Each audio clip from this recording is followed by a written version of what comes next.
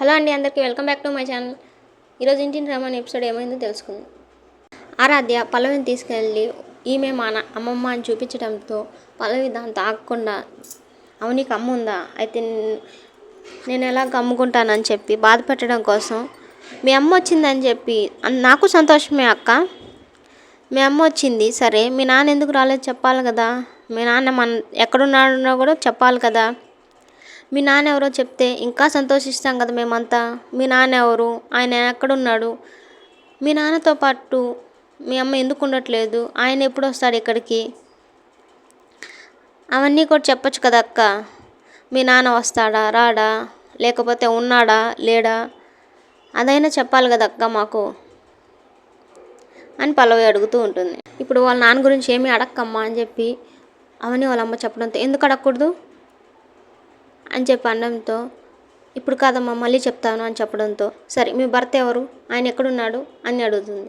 ఇప్పుడు కాదమ్మా మళ్ళీ నేనే చెప్తాను మీకు, ఇలా నా కొడుకు కూతురు ఇలా తలదించుకోకుండా ఉండడం కోసమే ఏదో ఒక రోజు నేను చెప్తాను, ఖచ్చితంగా నేను చెప్తాను, కొన్ని రోజుల్లోనే చెప్తాను అని చెప్తుంది. దాంతో అవని సరే ఇంకా అమ్మమ్మని లోపలికి తీసుకెళ్ళమ్మా అని చెప్తుంది. వాళ్ళ అమ్మ అలా వెళ్ళిపోయిన తర్వాత కమల్, నీకు అసలు బుద్ధి రాదా, ఎందుకు ఇలా నువ్వు ఇలా చేస్తున్నావు, అసలు ఎప్పుడు మా వదిన బాధ పెట్టడానికే నువ్వు ఏదో ఒకటి అంటూ ఉండాలా అని అంటాడు.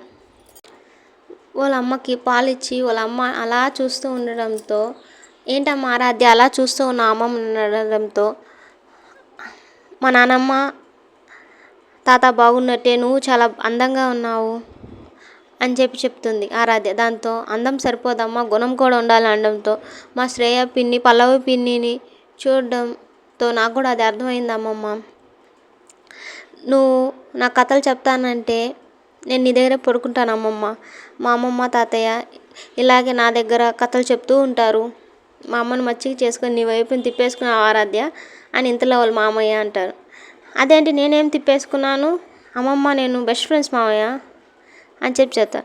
ఇంతలో వాళ్ళ కోడలు కూడా వచ్చి, అత్తయ్య మీకు అన్నం వడ్డిస్తారండి తిందురు అనడంతో, ఉండమ్మా ఒక్క నిమిషం అని చెప్పి తన సంచిలోంచి ఒక బంగారు ఉంగరాన్ని తీసి తనకు తొడుగుతుంది. అత్తయ్య ఎందుకు అత్తయ్య ఇదంతా, ఇప్పుడు మీ ప్రేమ చాలు నాకంటే, మీ పెళ్ళిని నేను ఎట్లా చూడలేకపోయానమ్మా, నగలు చీరలు కానుకలు ఇవ్వలేని పరిస్థితిలో ఉన్నాము, అందుకే ఇది నా వైపు నుంచి మీకు, మీరెప్పుడు ఇలా సంతోషంగా ఉండండి అమ్మా అని చెప్పి ఆశీర్వదిస్తుంది. అలా అనడంతో అవని వాళ్ళమ్మ చాలా సంతోషపడి, నీకు చాలా మంచి భార్య దొరికిందిరా అని చెప్తుంది. దాంతో అవని పరిస్థితులను అర్థం చేసుకొని ఏది మంచి ఏది తెలుసుకునే తనం తనకుందమ్మా అని చెప్తుంది. దాంతో వాళ్ళమ్మ, నాకు తెలుసమ్మా, అర్థమవుతుంది కదా మనిషిని చూస్తుంటే అని చెప్తుంది. ఇంతలో వాళ్ళ ఆడపడుచు చెప్తుంది, నేను ఇవన్నీ అవని వదిన చూసే నేర్చుకున్నాను అత్తయ్య అని చెప్తుంది. ఇంతలో పల్లవి మొన్న జరిగిన అవమానం గురించి ఆలోచిస్తూ ఉంటుంది. వాళ్ళ ఫ్రెండ్ దగ్గరికి వెళ్తే, నిన్ను నమ్మి నీకు ఎట్లా డబ్బులు ఇస్తాను అని చెప్పి దాన్ని ఆలోచించి ఇంకేం చేయాలో తెలియక చేతిలో డబ్బులు లేకపోవడంతో వాళ్ళ అమ్మకు కాల్ చేస్తుంది.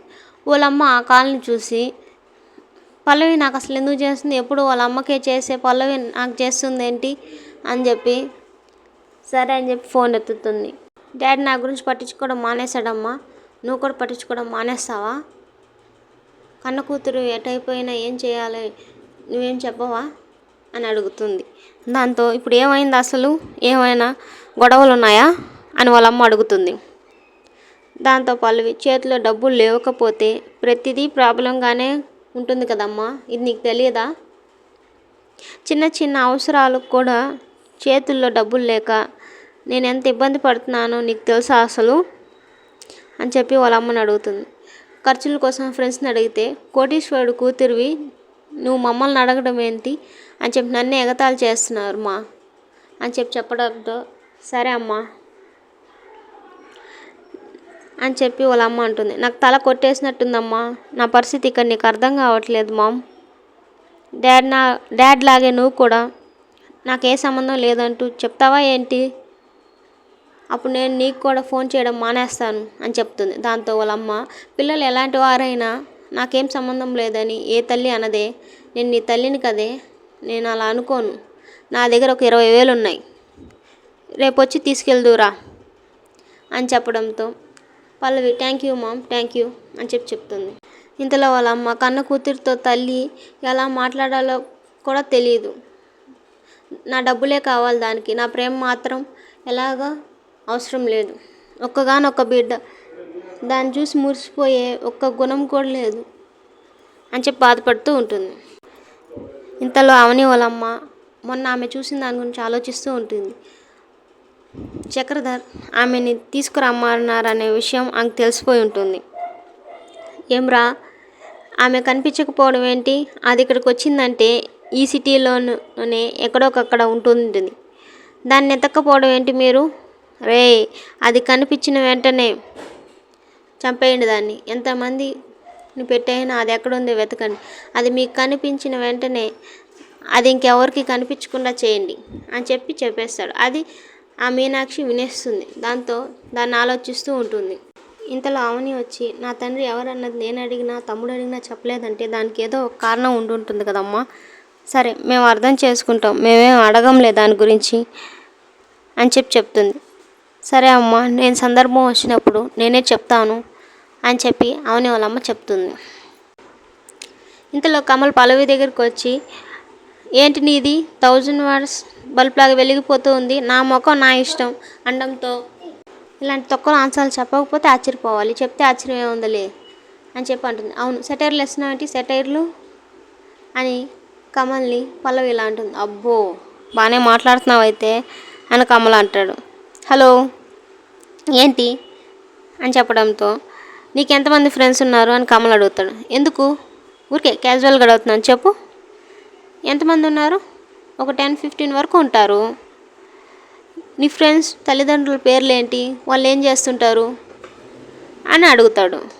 నీ ఫ్రెండ్స్ పేర్లేంటి, వాళ్ళ తల్లిదండ్రుల పేర్లు ఏంటి అని అడుగుతున్నాను. దానికి ఎందుకు నువ్వు అలా చూస్తున్నావు? నీ ఫ్రెండ్స్ తల్లిదండ్రుల గురించే నీకు తెలియనప్పుడు మా వదిన అమ్మ నాన్న గురించి నీకెందుకే అని కమల్ చాలా గట్టిగా అరుస్తారు. మా వదినకి అమ్మ ఉందని దానికి సంతోషించకుండా మీ నాన్న ఎవరు, ఏం చేస్తుంటాడని ఎందుకు గుండు సూతితో గుచ్చినట్టు అడుగుతున్నావు? తెల్లారి నిద్ర లేచినక్కడి నుంచి మా వదిన్ని ఎలా బాధ పెడుతున్నావు అని తప్ప వేరే పనే లేదా నీకు? ఏ, నేను అనడం తప్ప? అడగడం తప్పు కాదు, బాధ పెట్టేలా అడగడమే తప్పు. ఎదుటి వాళ్ళ పరిస్థితిని బట్టి మనం మాట్లాడాలి. ఆ పరిస్థితిని అర్థం చేసుకోకుండా నువ్వు మాట్లాడితే తప్పే.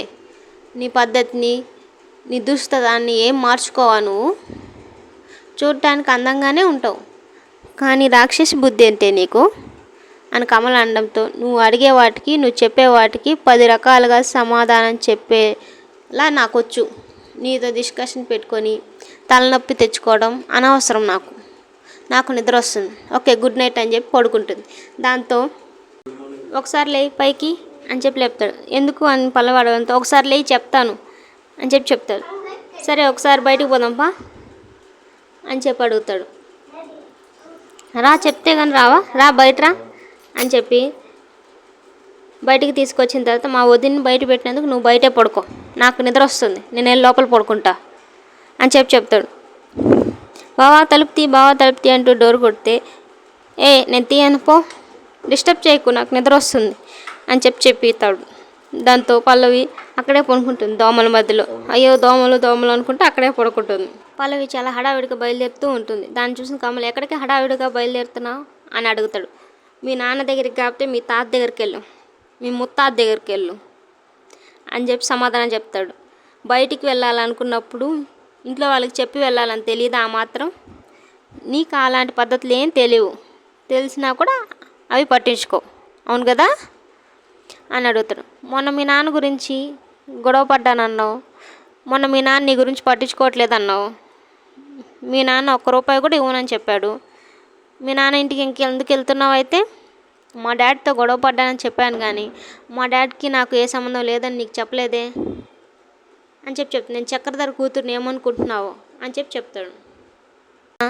అవని వాళ్ళ అమ్మ చక్రధర్ కూతురు అంటుంది పల్లవి. చక్రధర్ ఎవరు అని అనుకుంటూ పోయి అవనిని అడుగుతుంది. అవని వచ్చి ఆయన ఫోటో చూపిస్తుంది. ఇంతలో మొన్న వాళ్ళ అమ్మకు గాయం తగలడంతో అవని హాస్పిటల్కి తీసుకెళ్ళి కట్లిపురానికి తీసుకెళ్ళి ఉంటే చక్రధర్కి ఈ మీనాక్షి ఎక్కడుందో తెలిసిపోవడంతో చంపడానికి వస్తాడు. ఇంతలో అవని అక్కడ ఉండడంతో కాపాడడానికి తీస్తుంది దుండు. ఆయన్ని బాగా కొట్టబోతుంటే ఈయనే అమ్మ మీ కన్న తండ్రి, ఈయనే నా భర్త అని చెప్పి నిజం చెప్పేస్తుంది అవనికి. చక్రధర్ ముందే నిజం తెలిసిపోతుంది. ఈయన మా నాన్న, ఈయనేనా అమ్మ మా నాన్న నిజంగా చెప్పు అని అడుగుతుంది Avani. Please subscribe my channel.